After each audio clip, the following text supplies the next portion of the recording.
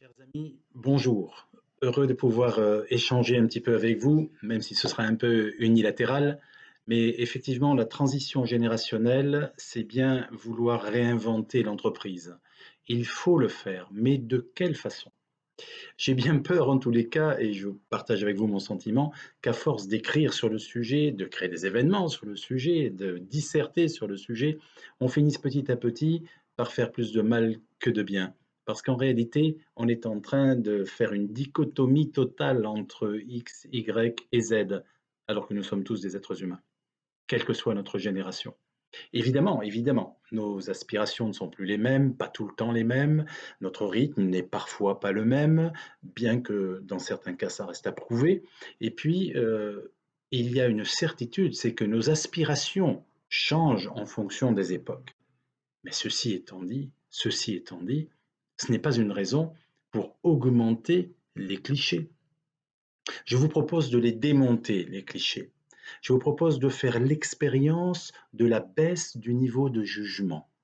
En effet, plus nous baisserons dans l'entreprise le niveau de jugement, meilleur sera le management, plus juste sera-t-il en tant que manager ou en tant que manager, et la hiérarchie des fonctions et l'égalité des personnes resteront les deux registres fondamentaux.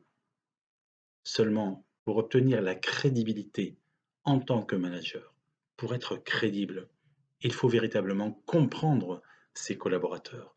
Autrement dit, il faut savoir s'enrichir des différences et les anciens, comme les plus jeunes, ont cette responsabilité les uns envers les autres.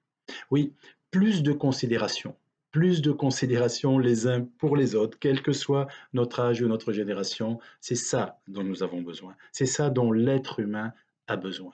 Vous êtes unique, ils sont uniques, nous sommes tous uniques et nous avons eu un parcours unique.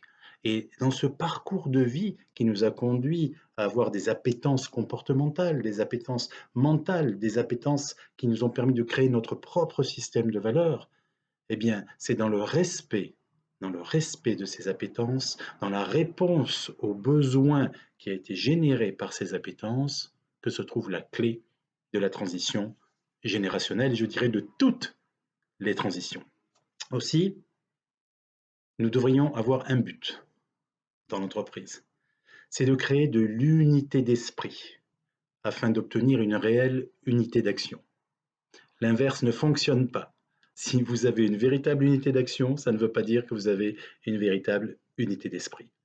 Toutes les méthodes, toutes les expertises, tous les outils qui pourront vous aider et qui sont pertinents à obtenir cette unité d'esprit sont forcément de bonnes méthodes et de bons outils. Nous préconisons en ce qui nous concerne, nous, le figital au digital. C'est-à-dire, oui, oui, oui, oui, boostons l'intelligence artificielle pour mieux apprendre à nous connaître les uns les autres, toutes générations confondues. Et puis, en faisant preuve de flexibilité, restons humains, restons humains et accompagnons cette intelligence artificielle pour pouvoir obtenir cette véritable construction que j'appelle l'unité d'esprit.